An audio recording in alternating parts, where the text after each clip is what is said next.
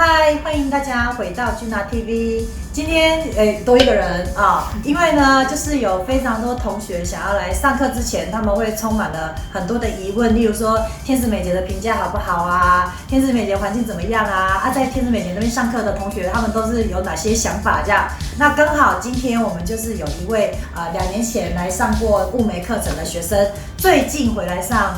美睫课程。那我请他跟大家分享一下，就是说他为什么会选择这里，还有这2年来他学习雾眉的一些心路历程。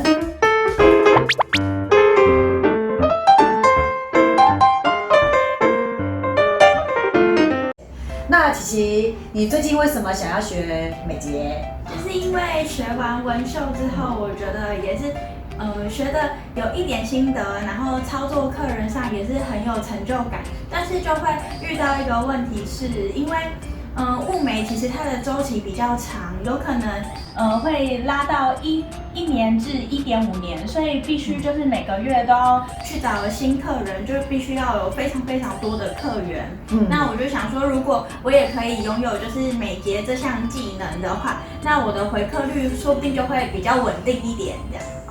对，我觉得这个是有蛮多，我最近发现的，就是说有蛮多纹绣师他们会想要学习美睫这个部分，他们先让客人先走进来，然后跟客人培养好关系之后呢，再把他的眉毛抓起来做一做，这样，然后把眉毛做完之后呢，顺便把眼线、嘴巴都做一做，就是先产生信任感。那你来到这边之前呢，就是我相信你一定考虑了很多吧？你应该觉得，就是因为你已经踏入这个行业，你一定在选择课程上面应该会有一些什么考量点，是你觉得，为什么会选择这里？例如说这边有什么，别的地方没有什么这样，然后让你最后决定这样。因为其实我在接触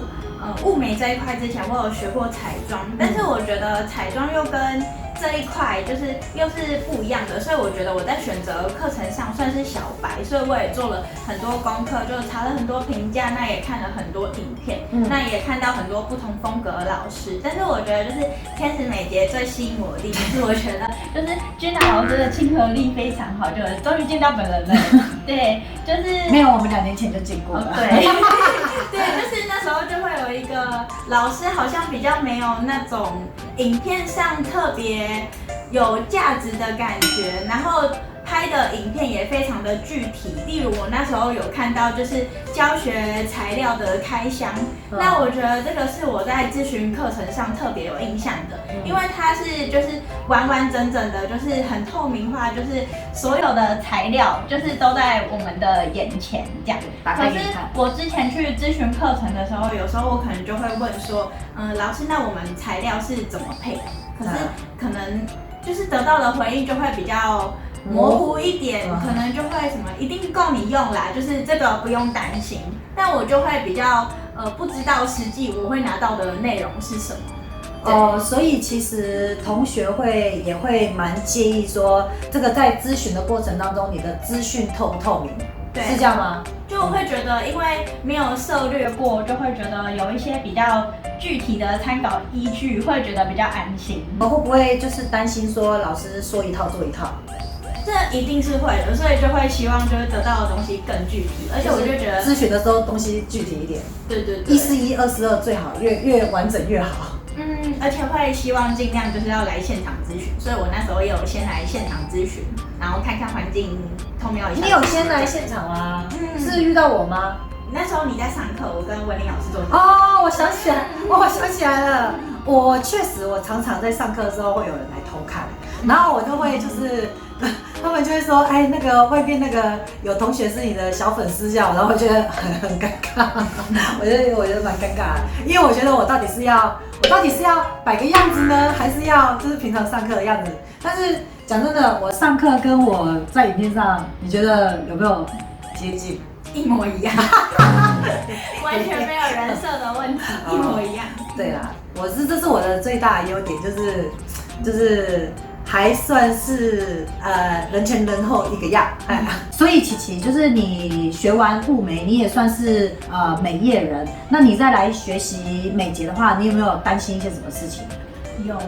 其其实有因为其实我在学雾眉之前，我那时候其实雾眉啊、美睫我都有想学。那我有看影片，其实大家会知道美睫应该是比雾眉就是相对好上手一点点，但为什么我会选择从雾眉先学呢？就是因为其实我有点担心美睫，没有先学美睫的关系，就是因为我知道我自己眼睛有视差的问题，然后老师的那个影片就有说到，其实看得见很重要，我就很怕我自己就是眼睛会不会很吃力这样。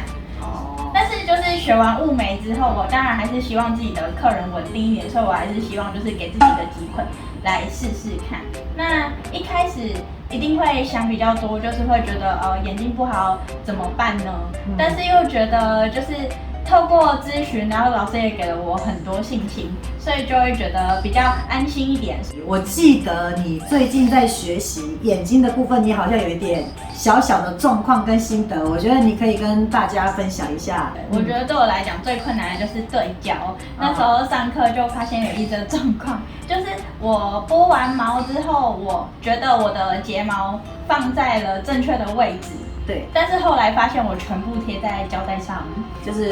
有点看不见。对，就是错位因为我视差比较大的关系，所以我错位感很严重。那我就试着把我原本的眼镜拿出来戴，但是这个问题还是没有改善。然后我就有跟老师说，就是怎么办会比较好，或者是我那时候就有想法是，说不定是我自己不够熟练，所以我就想说我自己在默默的多练。你讲的这一段我其实后来有去回想，就是说他的问题，我其实也有忽略到说，对我来讲这是一个很简单的小问题，那导致他紧张了1-2天这样。那我看到第2天，我真的看他有点紧张，就说，来，没关系，你先去配个眼镜。我就想说，配完眼镜他一定就他的人就会放轻松，因为他就看得见了这样。但是因为有视差的关系，而且我视差的度数蛮多的，然后我的眼睛又有散光，所以其实会越练我越看不见。然后我自己心里也着急，我就去就是找了老师问问看这样。然后老师就一直跟我说不用担心，不用担心，但是我